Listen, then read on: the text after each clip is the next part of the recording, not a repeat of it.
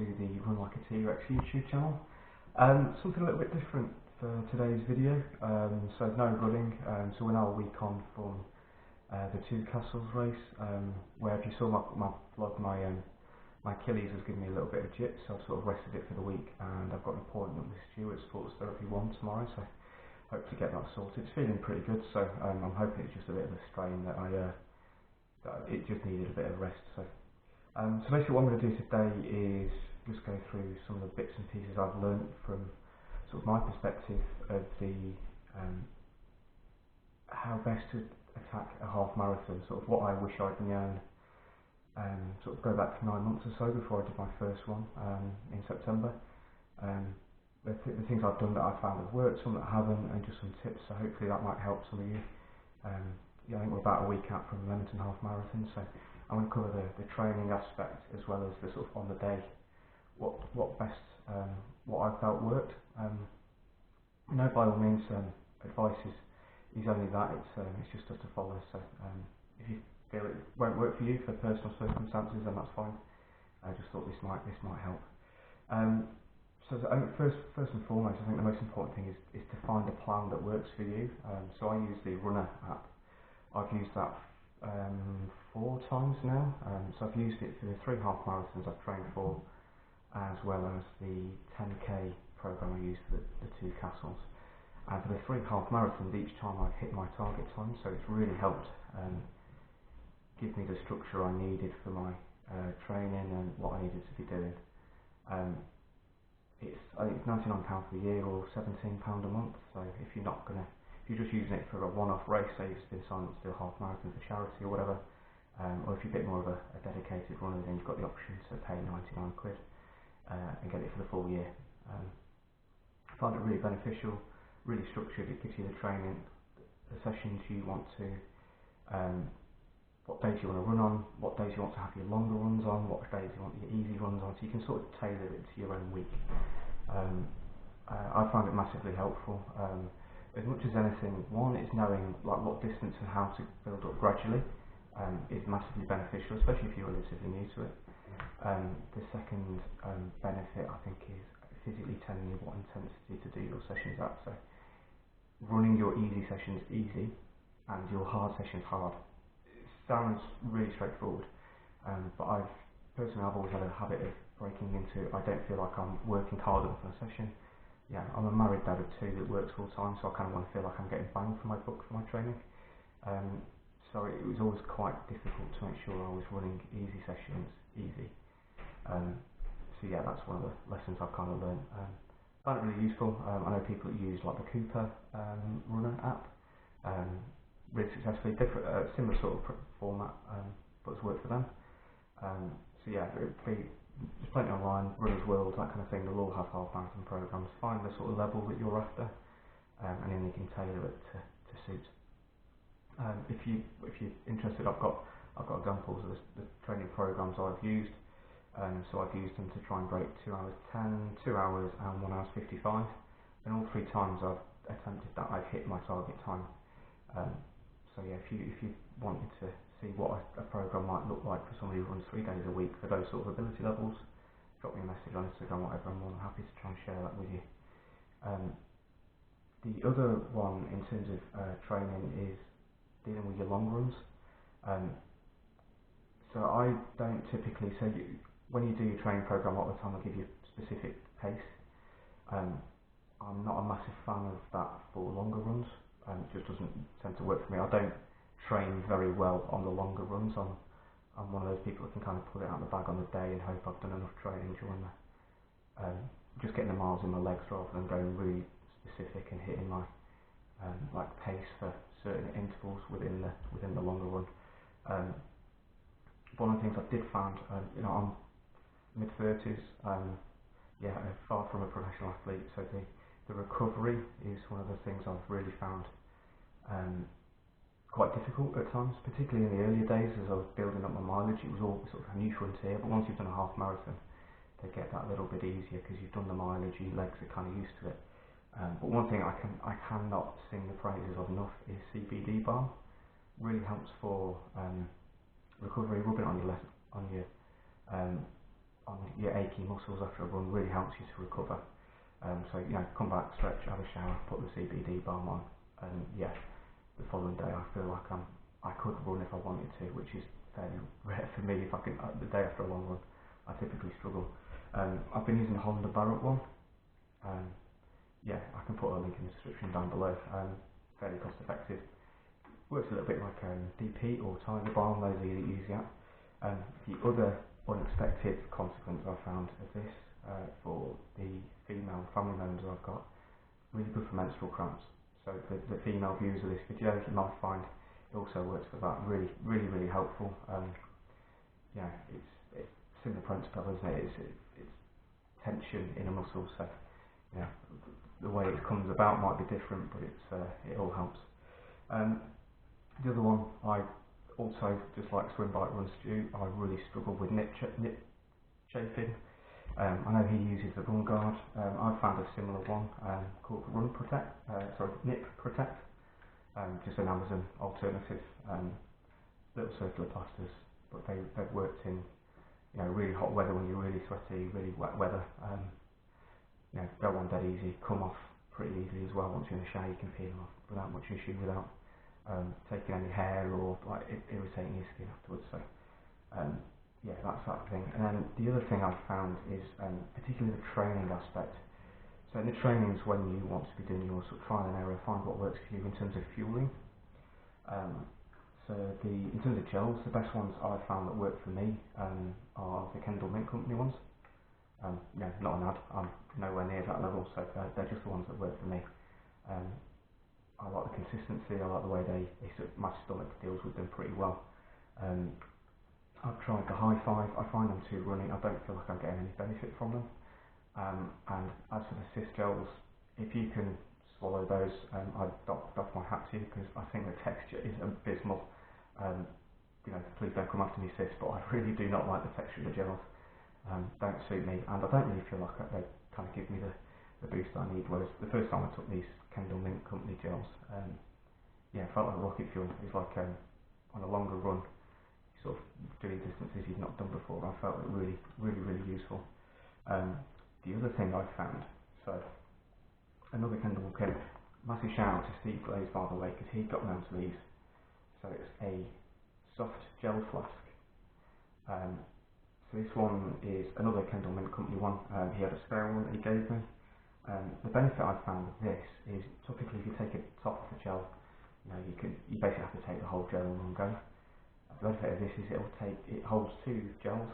So these are 70 gram gels, so Company Club fills sort of 140, 150 grams worth of gel in. But you can take it little and often. I found it miles easier. The other thing I found is a lot of running belts have holes in the bottom, so you don't fill it with water. I have found on test training runs, the gels fall through the gap, and before you know it, you've lost them. So something like that is bigger and won't go through the gap. Can't recommend them enough. So the long ones are when you want to be trialing. Don't do anything different on race day you've not done in testing. So your 12 weeks, 8 weeks, whatever it might be for your training plan, that's the time to be testing what fuel works for you. Some people like the hard food or M&M's, Jelly Babies, whatever it might be. I can really recommend finding something that works for you. We're all different. Everybody's body works and reacts differently to things. It's really important to get those things bottomed out. Another thing I've really found on the longer ones, so once I get to sort of beyond 11 miles, 18k, and if it's warmer, I found these electrolyte fast chews. They're quite salty tasting, but quite easy to digest. They're really small, they're a bit like about a jelly top size. Those that I've probably aged myself based on how whether people, I don't even know if you can still get them. Really helpful, sort of staves off cramps and all that kind of stuff.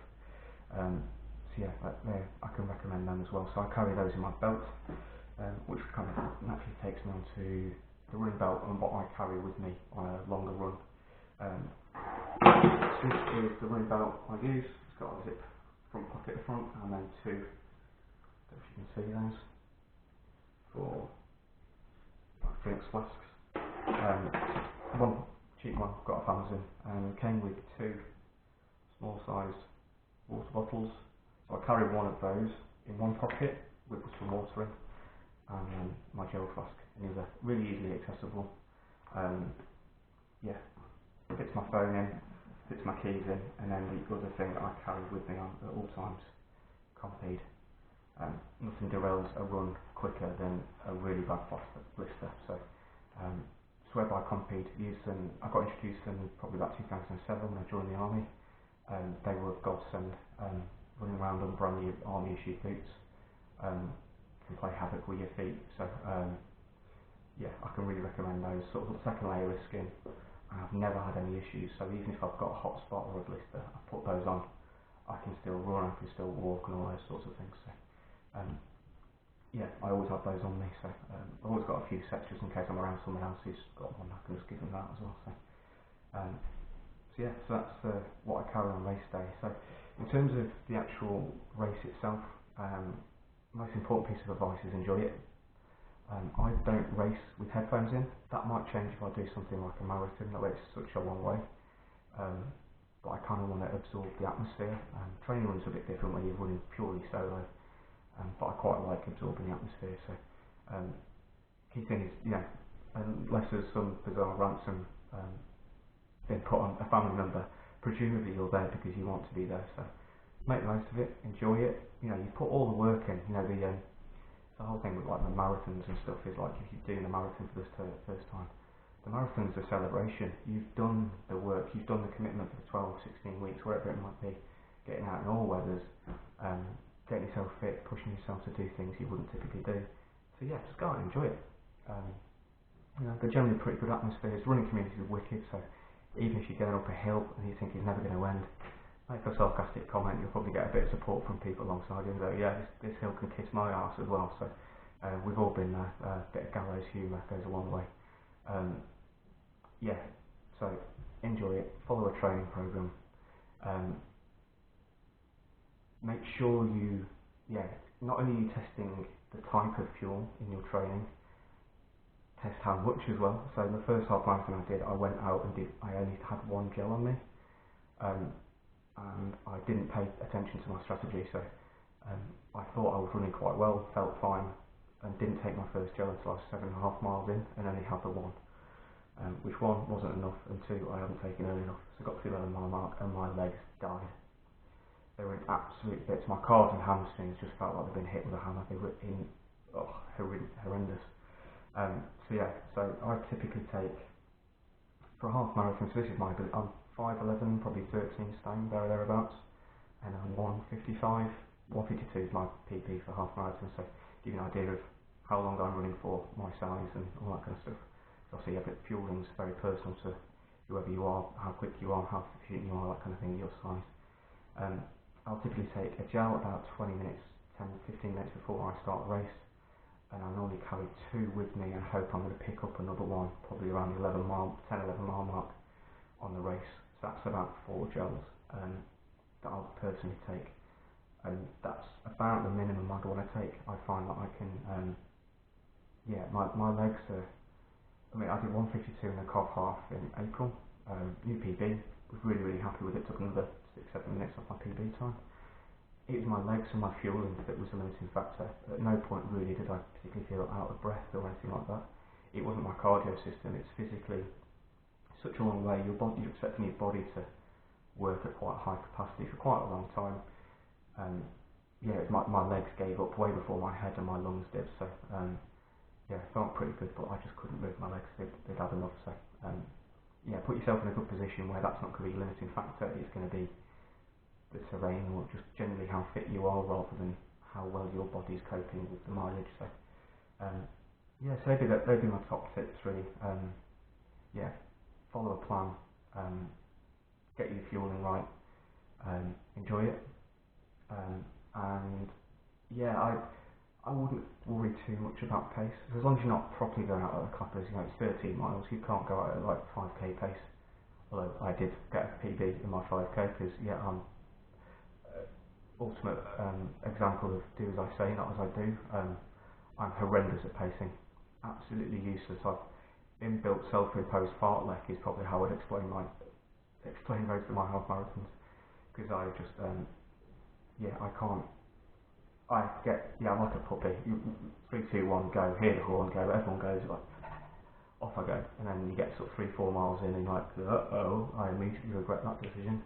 So yeah, try and run within yourself. And just try and get into a gentle rhythm. And I would say, particularly for hills, if you're not going to be able to run off the top, so when you get to the top, carry on running. Don't run to the top, because you're not really helping yourself. You're just using more energy than you need to. So you need to walk up them if you need to power walk. You need to, if you can run all the way up them, great. Don't feel judged. You look round behind you, there'll be plenty of other people walking up the hill anyway, and no one's going to be judging you. Just hope the course photographer's not there anyway, because the last thing you want is your one official course photo and you're walking up a hill, talking to your ancestors, looking really unhappy. So obviously pick your moments. You've got to be aware of what's around you, but they're the key things. Fueling, enjoy it, recover well, particularly those, most people that are probably watching this are probably 30s, 40s, maybe even older. We might have some younger, but we're not professional athletes. The recovery is key, making sure you're getting enough sleep, that kind of thing. And don't worry about one of the biggest things actually. So your easy runs, park your ego at the door. Don't worry about people coming past you thinking you're running slow. Don't worry about uploading it to Strava.